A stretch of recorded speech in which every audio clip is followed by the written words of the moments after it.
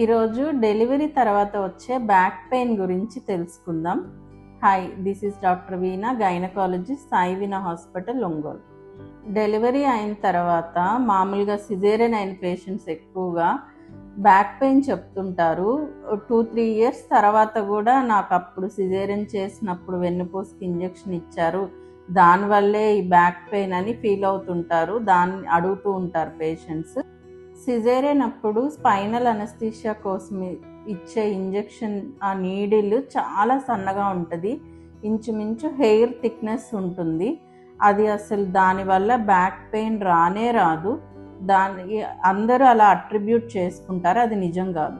Normal delivery అయిన patients కూడా back pain చెప్తారు డెలివరీ అయిన తర్వాత. మరి బ్యాక్ పెయిన్ ఎందుకు వస్తుంది? మెయిన్గా బ్యాక్ పెయిన్ అనేది డెలివరీ తర్వాత పేషెంట్స్ ఫీడింగ్ పొజిషన్ సరిగ్గా లేకుండా వంగి వంగి పాలు ఇవ్వడం వల్ల మెయిన్ రీజన్ అదే ఉంటుంది. తర్వాత కాల్షియం సప్లిమెంట్స్ తీసుకోకపోవడం, తర్వాత ఒకటే పొజిషన్లో బేబీ ఉన్న సైడే ఎక్కువ అటు సైడే తిరిగి పడుకోవడం వల్ల, ఈ 3 మెయిన్ రీజన్స్ వల్ల బ్యాక్ పెయిన్ వస్తుంది డెలివరీ అయిన తర్వాత. బేబీకి ఫీడింగ్ ఇచ్చేటప్పుడు వంగి ఇవ్వకుండా బాగా వెనకాల బ్యాక్ సపోర్ట్ పెట్టుకొని ల్యాప్లో 2 పిల్లోస్ వేసుకొని పిల్లోస్ మీద బేబీని పెట్టుకొని ఫీడింగ్ ఇస్తే, వంగకుండా ఇస్తే బ్యాక్ పెయిన్కి రాదు.